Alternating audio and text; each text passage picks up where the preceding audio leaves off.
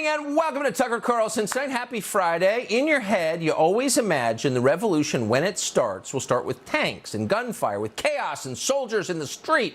You'll know when it comes. But it never does.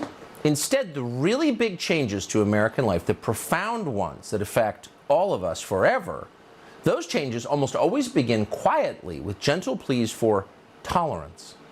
We'd like to do things a little differently, they tell you.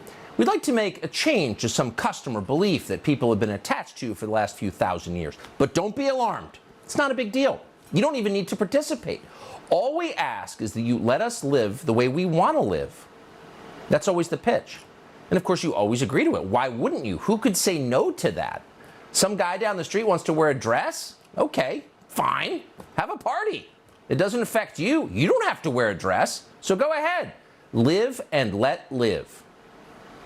But it turns out that's never actually the deal. The guy down the street wears his dress, but after a while, that's not enough for him. He's still angry. And for some reason, he's angry with you. And that doesn't make sense because you're the person who had no problem with him wearing a dress in the first place. What did you do wrong? Well, the problem is you're not wearing a dress, and neither are your kids. Your normal person clothes, the ones you've always worn, are suddenly immoral. You've got to change immediately. Whoa, wait a second, you say. That's not what we agreed to. You do your thing and I'll do mine. Remember? They don't remember. They don't care. That's not how it works. You don't get to do your thing anymore.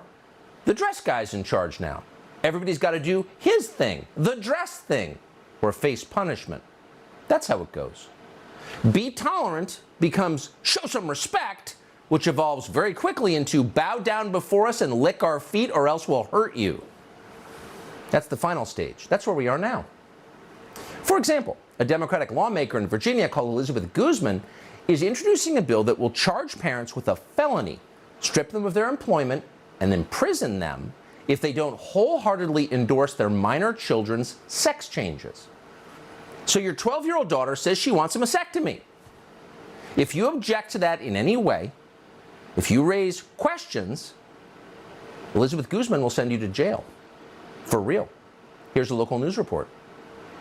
Her bill would expand the state's definition of child abuse and neglect to include parents who do not affirm their child's gender identity or sexual orientation. There's an investigation also in place that is not only, from a social worker, but there's also a police investigation before we make the decision that there's going to be a CPS charge. What could the penalties be if, the investigation concludes and it's concluded that a parent is not affirming of their LGBTQ child? What could the consequences be?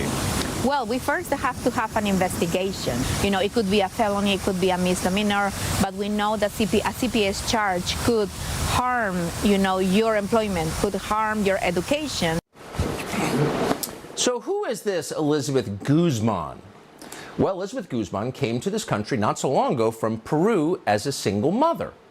Now, rather than wait a while, maybe spend a few generations here before telling you how to raise your children in America, she's decided to get right to it and completely change child rearing in this country in a way that would never be tolerated for a second in the country from which she comes.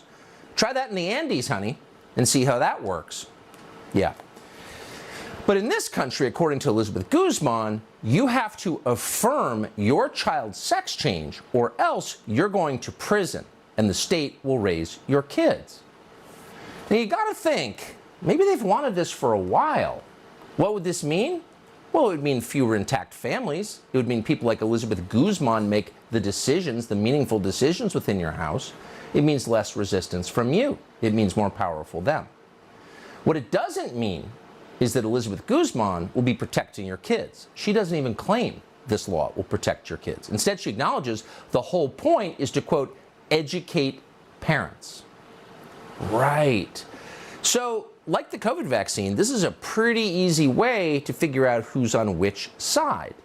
Are you for this? Okay, you're on our team. You're willing to surrender control of your own children to Elizabeth Guzman, who, again, just got here. But if you're not for it, then we know you're not on our team. We know who you are. We can silence you. We can punish you because you refuse to be educated. So it's a signaling mechanism. And you know that because the ideology that underlies it, gender ideology, is completely incoherent. It doesn't make any sense at all. It is not rooted in science. It's a form of religion that's so crazy, it dares you to say something about it. What? You can't even say that. If you do, they know you're on the other side. And it's not just lunatics and ideologues like Elizabeth Guzman from Peru. It's doctors. It's medical professionals. Here's a video from Boston Children's Hospital, one of the most famous hospitals in the world, which, like many hospitals in the United States at this point, under the Joe Biden administration, cuts the breasts off of minor girls for no medically justifiable reason. Watch a practicing psychologist, an attending psychologist at Boston Children's Hospital, explain how early children can become trans. So most of the patients that we have in the GEMS clinic actually know their gender, usually around the age of puberty, but a good portion of children do know as early as seemingly from the womb, and they will usually express their gender identity as very young children, some as soon as they can talk. They might say phrases such as I'm a girl, or I'm a boy, or I'm going to be a woman, or I'm going to be a mom. Kids know very, very early. So in the GEMS clinic we see a variety of young children all the way down to ages 2 and 3, and usually up to the ages of 9. So that's Carrie McGregor. She's a psychologist. She works at Harvard. I wonder, how many children does Carrie McGregor have? Has she raised a lot of kids? Does she watch kids carefully? Does she know anything about kids? Because she's telling you, if your little kid says, oh, maybe I'm the other sex, that means your kid is the other sex. Well, that's insane, because almost 100% of kids at one point or another, at a certain point in development, say things like, I think I'm a boy, I think I'm a girl. And you smile indulgently. Get back to me in 15 years. But no, says Carrie McGregor, in the womb you can know. So think about what they're telling you. They're telling you that the developing child in the womb is just a part of the mother. Therefore, you can abort that child at any time. It's like an appendectomy. But at the same time, that same cluster of cells, that fetus, can also be woke and ascribe to left liberal gender ideology, and you need to honor that. So no sane person could believe any of this voluntarily. It doesn't even make sense on its face. Again, it's a religion. And if you resist it, they resort immediately to force. No questions allowed. Again, this is science. And the essence of science is relentless questioning about what you think you know is true. That is the scientific method. That's science itself. But it's no longer allowed.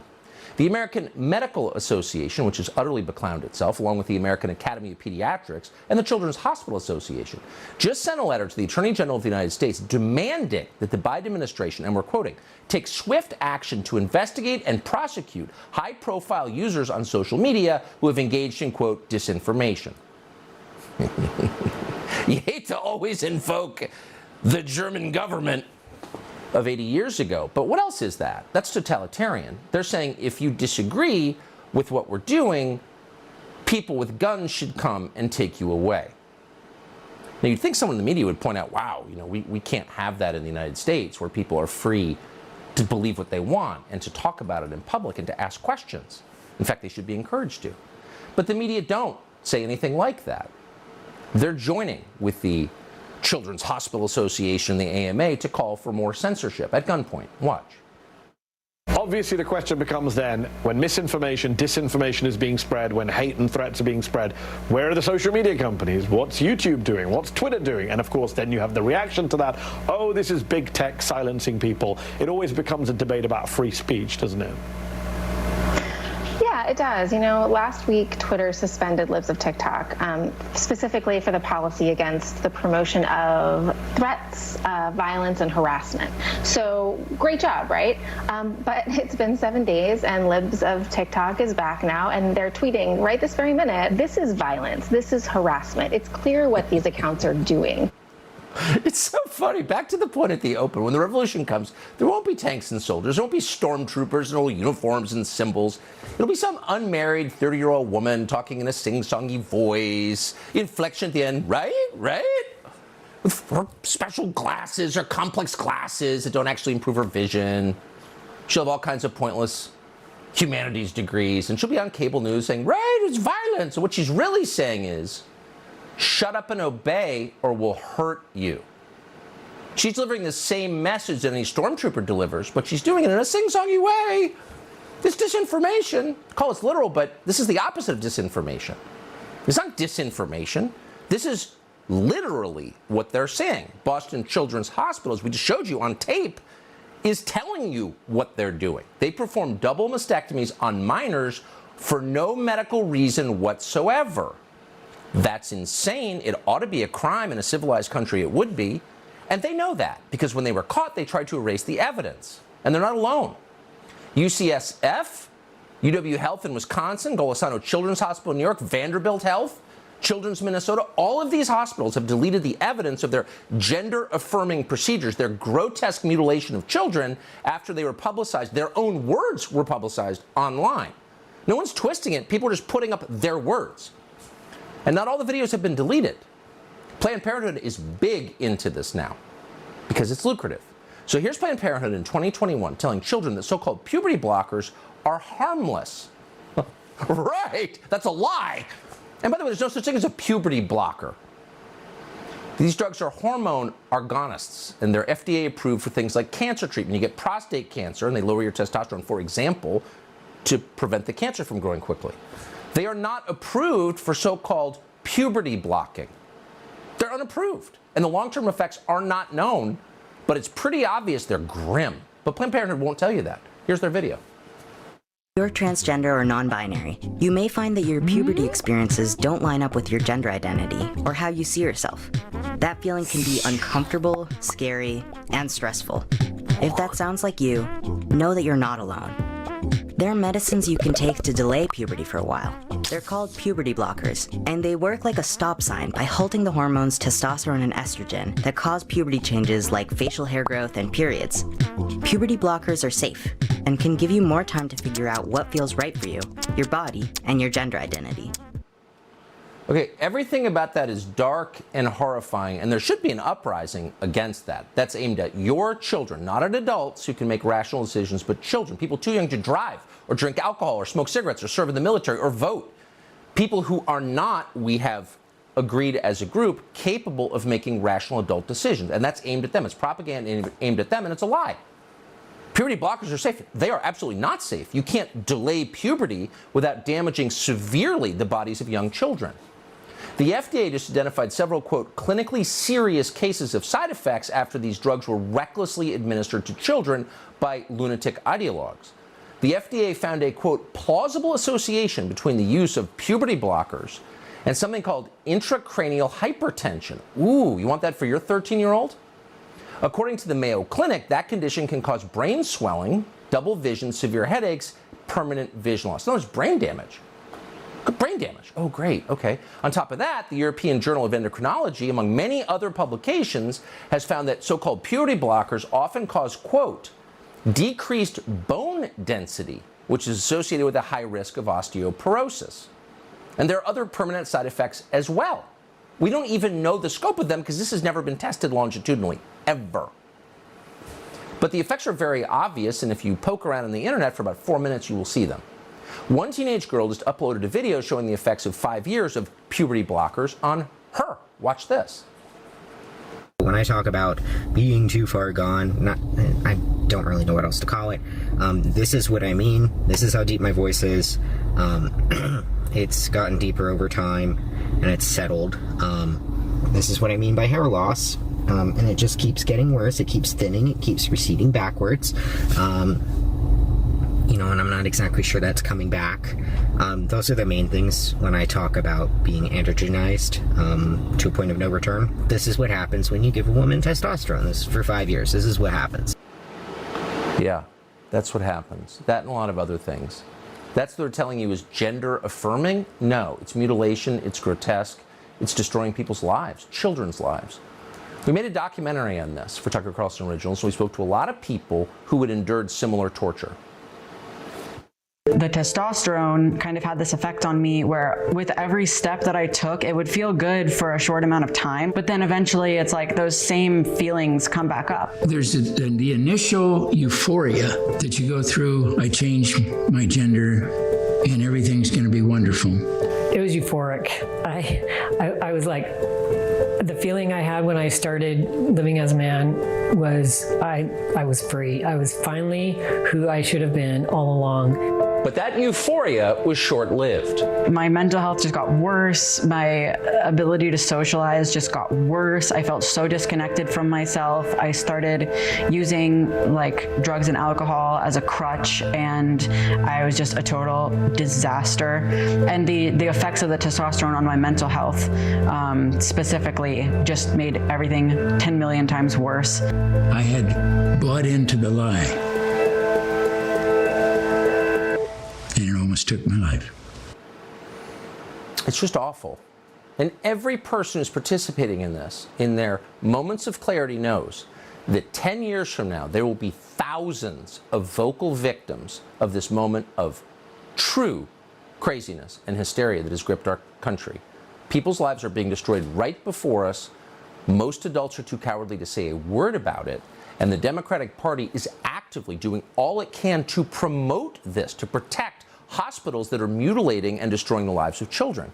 In the state of California, always a bellwether, a legislator called Scott Wiener has just sponsored legislation to make California a so-called sanctuary state for kids who want to mutilate their own bodies, to castrate themselves. Scott Wiener, really? Is he a good father? Would you trust this guy within 500 yards of a child? Probably not. Gavin Newsom just signed the bill, of course. So what's the point here? It's certainly not to protect children. It's not protecting them. Any parent will tell you, if you want to protect children, you tell them to take a deep breath and reach adulthood and then make rational decisions about how to live their lives. You would definitely not let them make a decision, an irreversible decision like this, for themselves. You're their parent. That's the whole point. But the Democratic Party doesn't like parents. The Democratic Party is replacing parents with itself. We're in charge now. It's the most recognizable possible move for any totalitarian movement. Break up the family, replace parents with politicians. The state is in charge. The party is in charge, obviously. And it's happening all over the country. Ian Pryor has been on this for a long time, more than a year. He's executive director of Fight for Our Schools in Virginia, and we're happy to have him join us tonight. Ian, thanks so much for coming on. You wonder if parents in your state are aware of just how this hasn't gone away, just the opposite. We've seen all these videos of angry parents at school board meetings, but they've gotten even more aggressive in pushing it. Or am I imagining that? No, that's absolutely right. And this bill that is being pushed in Virginia by Elizabeth Guzman, I mean, it's evil, but it's predictable. I mean, this is where it goes. We've been dealing in Virginia, especially Northern Virginia, with schools that say, well, look, if Judy comes to the school counselor and says, I want to be John now, we don't have to tell the parent unless the student gives us permission. And the reason why they don't tell the parent is because the parent might not affirm that. And the schools consider that an unsafe environment, abusive, right? And so that's why the parents don't get to know. This is the natural progression, a law that says, yes, we agree, it's abusive, and since it's abusive, now we're going to send CPS after you. We're going to prosecute you for felonies and misdemeanors, and we're going to destroy your lives and destroy your employment, and we're going to take your kids from you. What Elizabeth Guzman did was entirely predictable, and all the Democrats like Abigail Spanberger and Jennifer Wexton they're going to try and distance themselves from this. You can't. You've already gone out there and said you support schools keeping this information from parents.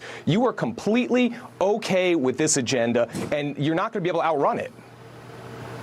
But teachers and school administrators and Elizabeth Guzman from Peru, they're not your kids' parents. You're your kids' parents. Where do they get the right to make these kinds of decisions for your children? Well, they don't have the right. I mean, they do not have the right. The Constitution gives parents the rights to the care, custody, and control of their children. So if they tried this, they would be roundly defeated in court. But look, the fact of the matter is, for people like Elizabeth Guzman and her allies, if you go and you're reading your kids' books about transgenderism at 5, you're getting them on puberty blockers, you're then giving them testosterone and getting a double mastectomy, you're a great parent. Otherwise, if you don't believe that, they're going to prosecute you, put you in jail, and you're not going to see your kids because they're going to take them. Yeah, well, live and let live. Yeah, they didn't mean it. Ian Pryor, I appreciate your coming on tonight. Thank you very much. Thanks for having me. So you never know this was happening if you listen to a lot of Republicans running for Congress this fall. They want to talk about tax cuts, as always. They want to talk about safe things. Caroline Leavitt is not someone who was only talking about safe things. She's running for Congress in New Hampshire. She just won the primary there, talking about very unsafe things. We're grateful to have her join us tonight. Caroline Leavitt, thanks so much for coming. Are you talking about this on the campaign trail in New Hampshire? Yes, we are talking about this on the campaign trail in New Hampshire, Tucker, because in fact, here in New Hampshire, in more than 40 school districts in our state, there are policies that prevent teachers and school administrators from informing parents about their minor children's behavior in the classroom. In fact, recently in Manchester, New Hampshire, our state's largest public school district, a mother filed suit against the school because her daughter was identifying as a boy in the classroom. The teachers were going along with it, and the parents had no idea. Well, a Democrat-appointed judge, make no mistake, dismissed the mother's lawsuit and said she does not have the right to know what's going on in the classroom. I read this in the local paper and was astonished. I reached out to the mother personally. We held a press conference on our campaign to call attention to this policy that is prohibiting parents from raising their children. And it got a lot of buzz. In fact, the Democrat Party chair here in New Hampshire said that I am enabling child beaters and child killers. It's completely crazy. But this is one of the reasons I'm running for Congress in the first place, Tucker, because policies like this and the woke Democrat Party and their allies in the mainstream media, the big tech companies, and certainly the Biden administration and my Democrat opponent here in New Hampshire, Chris Pappas, are indoctrinating my generation, and it's having a direct and immediate impact on folks my age and even younger than me. That's why I've stepped up to run for Congress and talk about these issues, because these are the issues of our time, and Republicans can win on them, but we have to have the courage to talk about it in the first place. Yeah. Sorry, Chris Pappas, you're not the head of my family. I am. You're not my kid's parent. I am. You know, thank you. Thank you for saying that. Caroline Leavitt, we are rooting for you in New Hampshire. Appreciate your coming on. Thank you. So let's say you're worried about climate change. Lots of people are worried about climate change. Would the inevitable expression of that concern be to destroy some of the greatest art in Western civilization or to hurt other people? No, you'd have to be a lunatic, but a lot of them are. And that's why climate activists just vandalized one of the greatest paintings in the world. Plus, masks did not work. They knew they didn't work, but they're still required in a lot of places, and if you don't wear one, you can be thrown in jail. It just happened, literally, to one man in North Carolina who joins us next.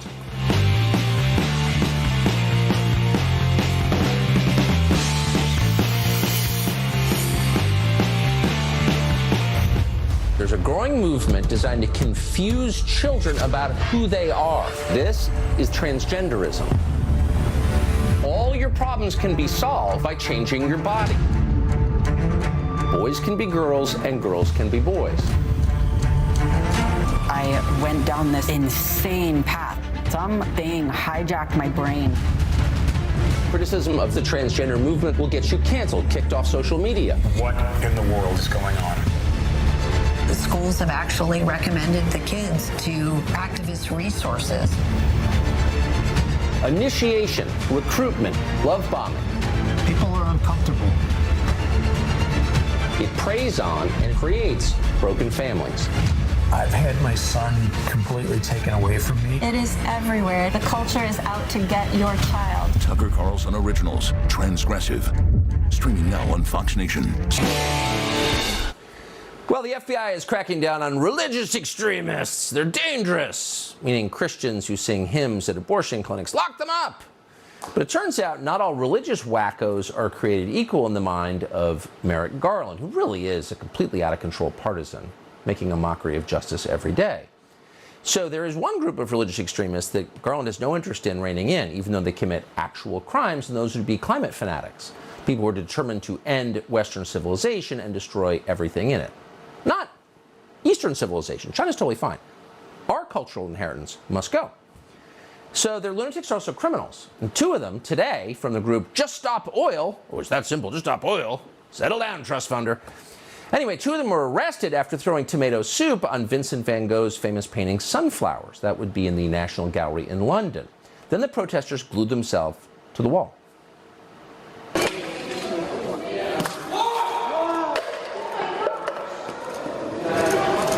Security.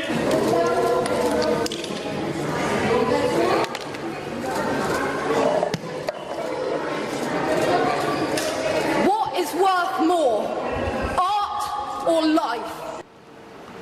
Oh, Oh, yeah. So in a just world, those kids would remain glued to the wall for, say, the next 8 months.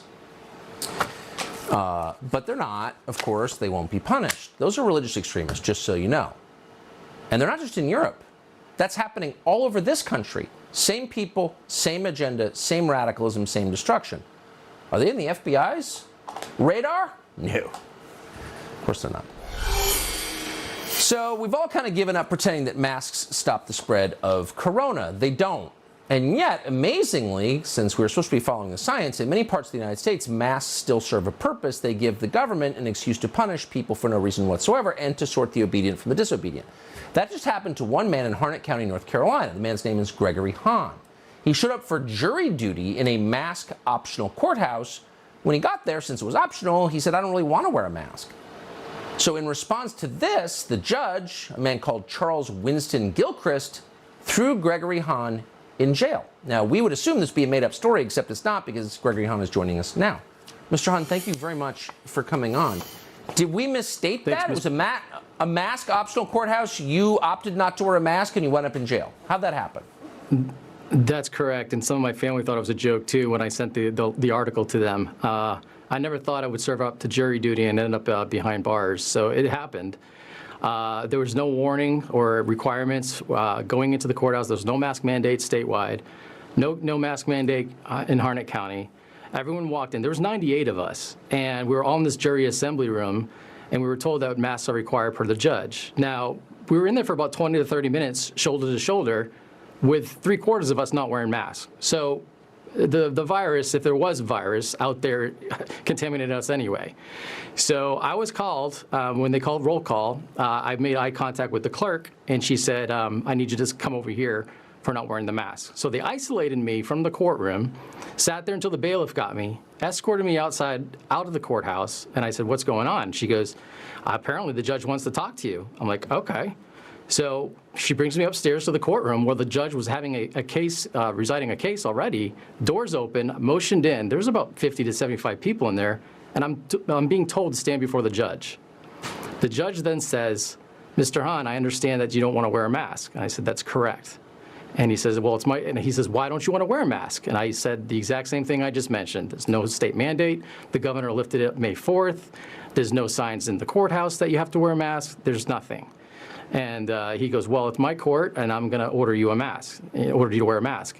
And are you refusing my order? And I said, yes, sir, I am. And he goes, do you know what the consequences are? I proceeded to ask the questions like, what's the consequences for not wearing a mask? And he goes, no, for contempt. I was like, no, I don't know what the punishment is. And he goes, well, $500 fine, up to 30 days in jail. Now, my mouth is speaking before my mind really kind of wrapped my head around what I was going to say. And I said, I'm not going to wear a mask. And he goes, 24 hours in the Harnett County Jail. You know, you would have been better just selling fentanyl to children, because that's now allowed. Can I just get, I mean, I know nothing about you. We've never met. I literally know nothing about you, but I can tell just by looking at you, you're probably not a Biden voter. And my guess is, I'm just guessing here, my guess is that the judge could feel that too. Do you think they may have had something to do with it? You're not obedient. I had a feeling, yes, there was some definitely bias there. And I don't think the judge actually was prepared for me to say, no, I'm still not wearing a mask after he told me what the punishment was. So he had to go forward with his decision. The judge sounds like a complete lunatic who I hope is taken off the bench soon. But what was jail like? It was the worst 24 hours of my life. I was refused to make a phone call to my minor child who was home. I asked to be excused since I wasn't even selected for jury duty yet. It was still orientation. He could have exempted me. There was 98 people that showed up for jury duty. And I thought I was just going to be in a holding cell for 24 hours. No big deal. Still have my jeans on, my shirt.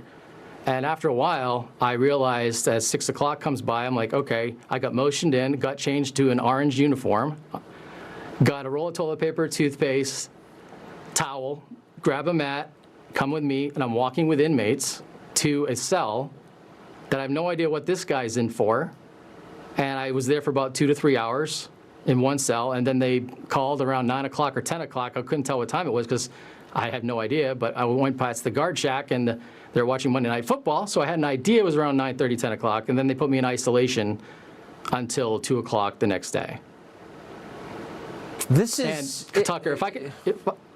Please, go ahead. If I can say one thing, one of the scenarios that I keep thinking about that I wish would have happened, it just took one person to make a stand, and no one else joined me. I wish there was a movie scene where more than like maybe 5 people stood up and joined me. Yeah. It's hard doing the right things. And I told my kids, you know what, always stand up for what you believe in. Don't be bullied. That's right. And stand up for what you believe in and be what's right. Well, no one's ever going to stand up with you the first time, and that's the point. That's why it's so important for one brave man to stand up and assert his dignity as a man and refuse to obey. And I'm grateful that you did, despite the price that you paid. Gregory Hahn, thank you, and thanks for telling us about it. Thank you very much. Appreciate it. Thank you. So the Biden administration has erased America's borders. According to one foreign leader, the administration is sharing a plan with other countries that would erase all borders in the region. Sound like a conspiracy theory? We've got details next. Nord Stream pipelines are some of the most important energy pipelines in the world, and they bring natural gas from Russia to Western Europe. In February, Joe Biden and Tory and Nuland at the State Department promised to destroy the Nord Stream pipelines if Putin invaded Ukraine. Then, in possibly related news, last month, both Nord Stream pipelines were sabotaged, destroyed. So after that happened, because it is a big deal, the government of Sweden pledged to create a joint investigation team with NATO countries, Germany and Denmark, to determine who did this. So the investigation has been concluded, but you don't get to learn the results, even though they keep telling you Russia did it. According to Der Spiegel in Germany, quote, Sweden is said to have justified the refusal by saying that the security classification of its investigation results was too high to share with other countries. Well, that's interesting. So they're telling us that Russia did it, but they're not going to tell us the results of the investigation? Why are they protecting Russia? Or possibly Russia didn't really do it. I mean, like, how obvious can the lies be? So the European Union has not really worked out well for Europe. We'll know the details this winter when people are freezing. So naturally, the Biden administration wants to create something very much like that in North America, an EU-style government. The Mexican president, AMLO, says that Tony Blinken, our Secretary of State, just proposed that idea. Watch this.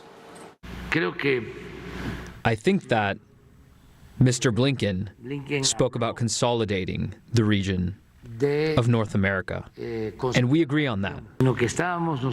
We are also in favor of a unity of the entire American continent, like the way the first European community emerged and converted into the European Union. That's what we want. Oh, so we're going to merge with Mexico in the middle of the most brutal drug war in its history. Mexico is effectively run by the cartels at this point, but we're going to merge with the cartels. Okay. No one noticed this, really. Florida Congressman Matt Gaetz noticed it. He sent a letter today to Tony Blinken asking, what is this? He joins us tonight to tell us what he's heard back. Congressman, thanks so much for noticing this and for asking what it means. What does it mean, and did you get an answer? It means that the globalist left wants a homogenized North America because they don't think that much of the United States of America in the first place. I haven't gotten an answer, but it begs the question, why are we so friendly with Mexico anyway? They've cooked up more death in the Mexican mountains than any crazy mad scientist in Wuhan would have ever thought of. And it's hard to tell where the cartels end and the government of Mexico begins. They had a former president take a $100 million bribe from Sinaloa. They had a former defense chief function as the muscle for the cartel, one of their state-level attorneys general sentenced to 20 years in the United States of America. But while they're sleepwalking to a war with Russia, they are actually surrendering American sovereignty to Mexico, and Canada's not much better. I don't want my constituents having to live under the socialist tyrannical lockdowns enacted by Justin Trudeau Castro while their nephew's being poisoned by Mexican fentanyl, but that apparently is the globalist order that the Biden administration supports here as they give away our money and our chance of a brighter future overseas. Of course. I mean, the Mexican cartels have killed multiples, many more Americans than Al-Qaeda ever did. And we fought multiple wars over that. Congressman Matt Gaetz, I appreciate your following up on that when everyone else is ignoring it. Thank you. Thank you. So people are fleeing Illinois, and it's not just the debt. The state has unsustainable debt, But that's not why they're leaving. Not walking, running out of Illinois. It's rampant crime. It's too dangerous to live in Illinois. But you can't point that out. A radio show host in Chicago just did, and now the governor of the state and Chicago Mayor Lori Lightfoot want to punish him. He joins us next.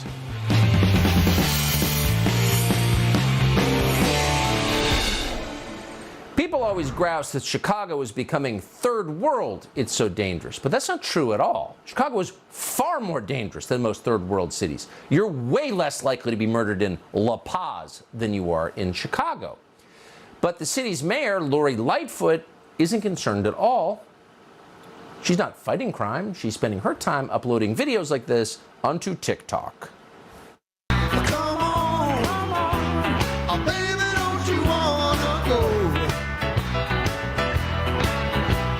Same old place, sweet home, Chicago. Once again, it's a humiliation exercise. How much will you take? They're trying to find out. Dan Proft is not interested in taking a whole lot more of this. He was born in the state of Illinois. He's now a radio host in Chicago. Recently, he released this ad highlighting the obvious. Chicago's really dangerous. Watch.